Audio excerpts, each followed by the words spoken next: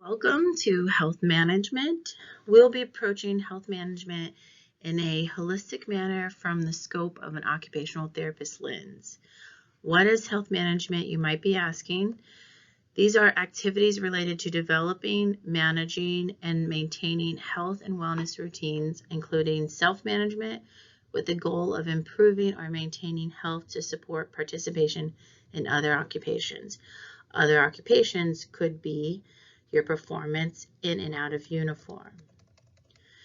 Our focus today will be on the social and emotional aspect, so social and emotional health promotion and maintenance, identifying personal strengths and assets, managing emotions, expressing needs effectively, seeking occupations and social engagement to support health and wellness, developing self-identity, making choices to improve quality of life and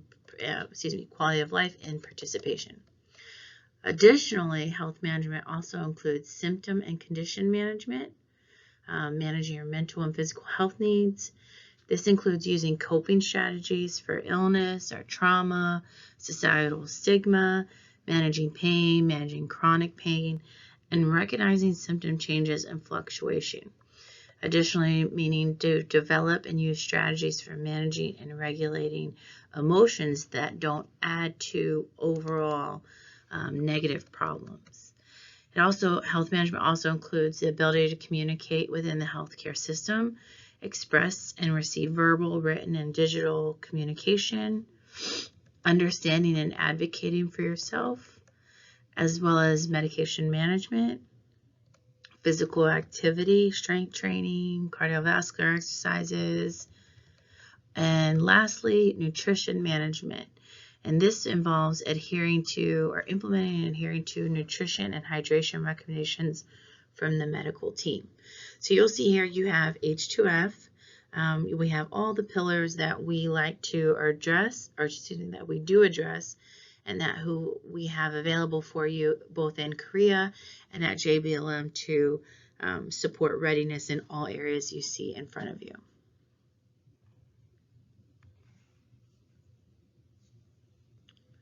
So we will go to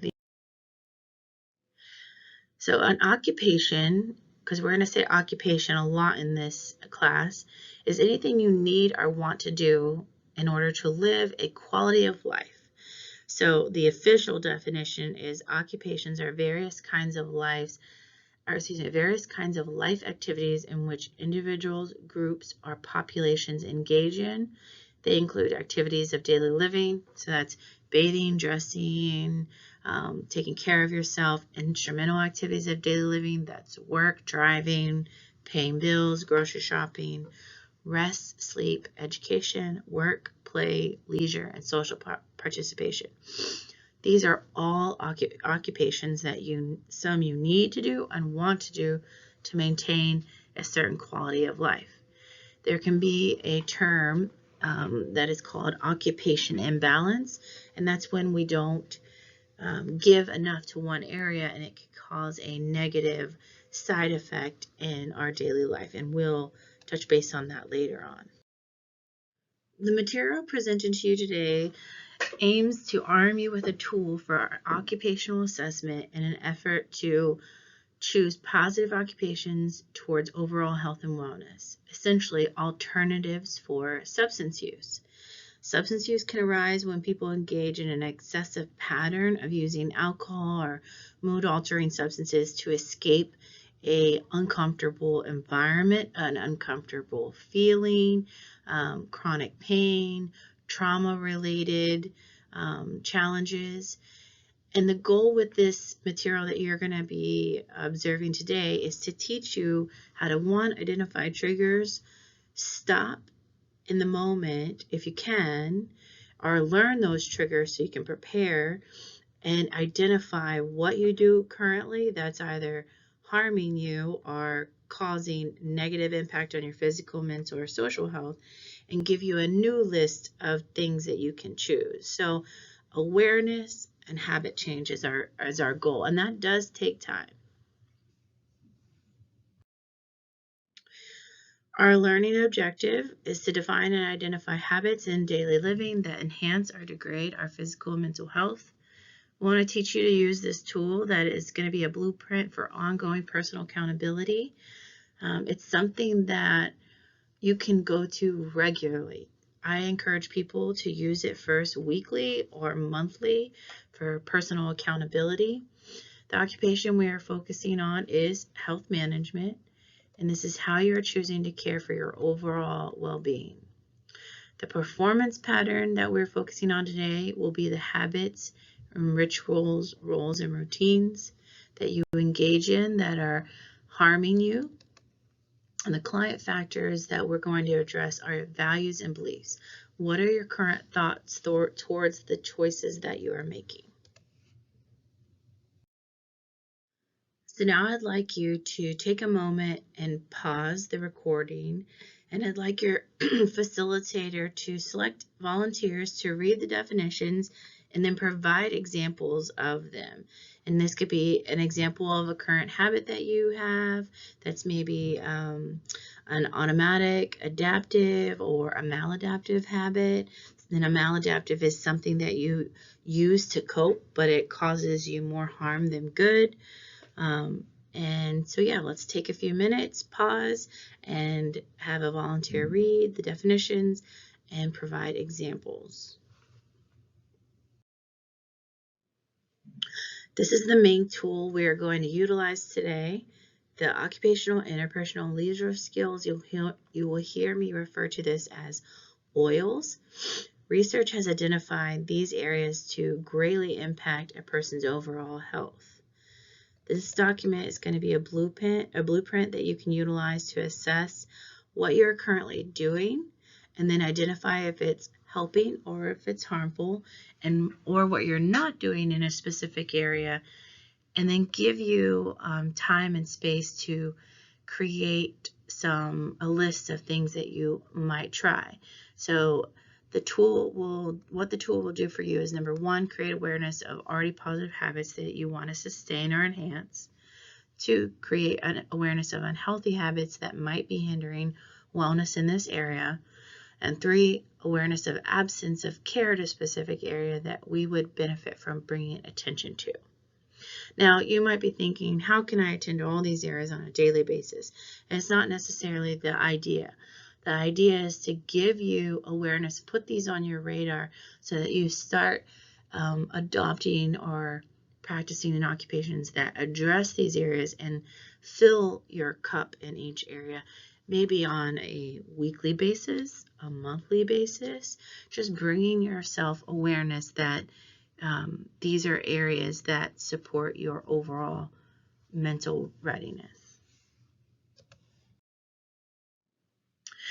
All right, this is another area I'm going to ask that you guys pause and have your facilitator ask for volunteers to read definitions and give examples.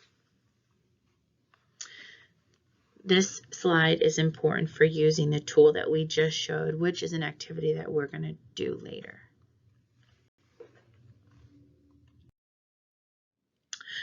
All right, so now we're going to break down the 5 areas. So the first one, the answers you see here are from some soldiers that we've worked with in the past. So first of all, the definition of spirituality is a deep experience of meaning brought about by engaging in occupations that involve the enacting of personal values and beliefs, reflection and intention within a supportive contextual environment. It is important to recognize that spirituality is dynamic and often evolving, and it does not, I repeat, does not only mean religion. It can be religion, but it's so many things. People find, as you see here, many things as a spiritual experience. Baseball, this is somebody who said that it makes them happy. It's outside of roles and is for self. It provides connection to community. It's so many things for this individual is what they explained to us. Yoga, working out, listening to music, praying, meditation, and running. Things that you could consider. And this is why it's fun to do this activity or this assessment with a partner, with a group, because you get ideas from each other. other things that can bring about a spiritual experience. The ability to see things higher outside of you, have something to believe in greater than yourself, something that offers you hope and a meaning of faith.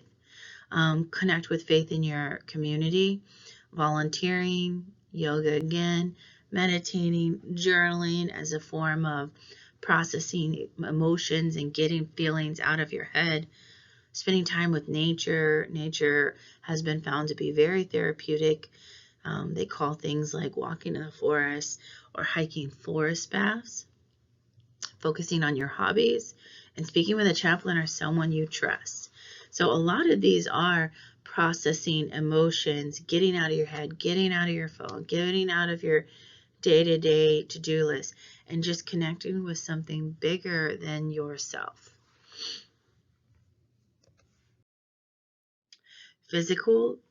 Physical's definition relating to the body as opposed to the mind.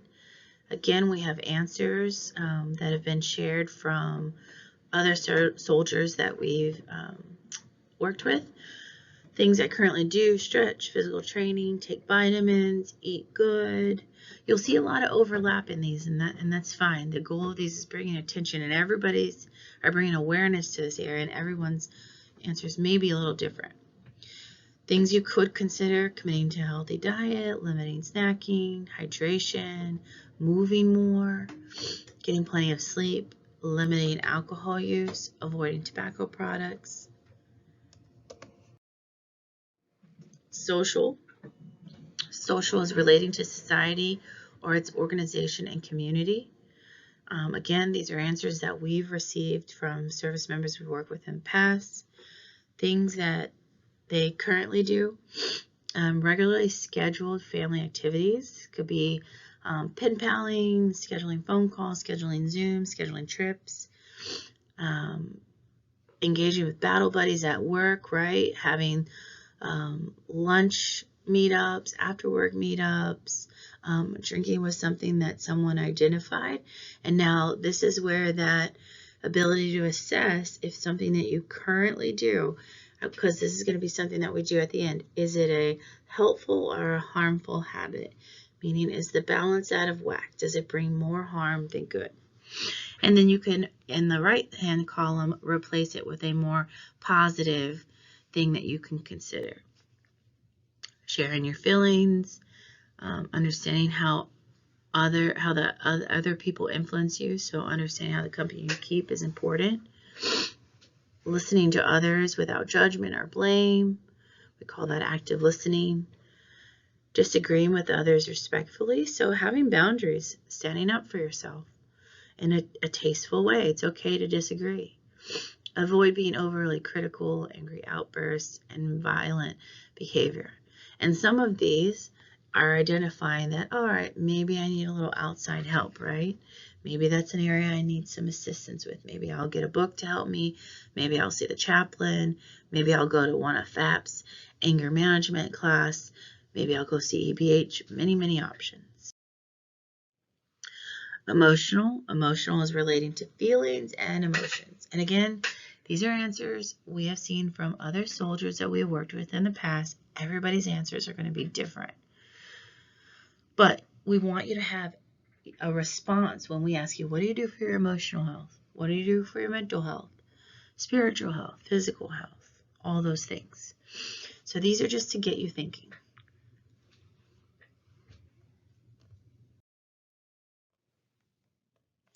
Mental, relating to the mind as opposed to the body.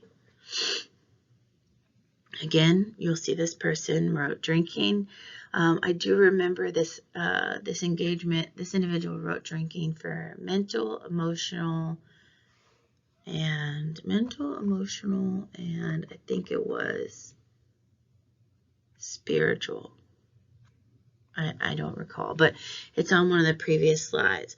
But the person identified that, yeah, it doesn't help my mental. It's a temporary help. It makes me numb out. I don't think about things. It doesn't help my emotional health. It just helps me check out. But perhaps it brings about some extra anger the next day, or sadness, or bad behavior associated with the negative drinking or the excessive drinking. Same goes with shopping. Mental health, this person meant that they actually go and get mental health treatment for their mental health readiness. Crime shows, sports.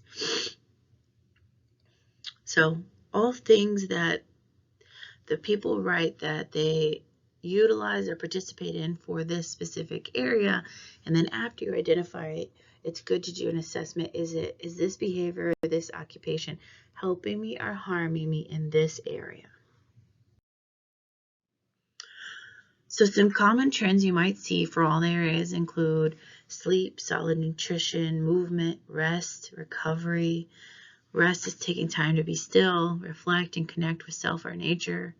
Recovery, taking time to do therapeutic recovery like stretching.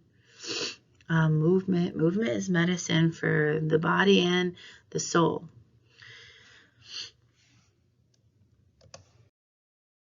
All right, team, so it's time for activity number 1. You're going to pause and create your self-care plan by identifying the occupational, interpersonal, leisure skills, oils, things that you currently do for all 5 areas, and then things that you could consider for these areas. In the left-hand column, I'd like you to put an X by the items that are negative, meaning that they bring you more harm than good. And I want you to circle the items that are positive, meaning that they bring you more good overall for physical, mental, all of those things, okay? And a way to check yourself and also hold yourself accountable is when you're done completing this form, switch with a buddy in the room that you trust, or maybe you don't trust, and you can get an unbiased response back and question each other like, hey, is this, smoking or whatever it may be, is this really an area that brings you wellness? And then that together you could share some ideas and brainstorm some things that you can consider. Remember, these are not things that you need to complete daily.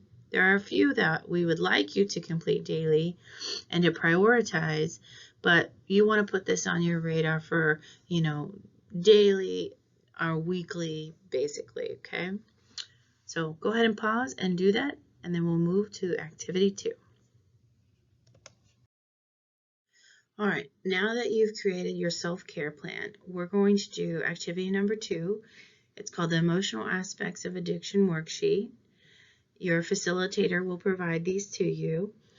This is to create awareness by identifying situations, events, people, places, things like that, essentially triggers that you might need to go to your self-care plan to implement an area in need and utilize a strategy that you identified.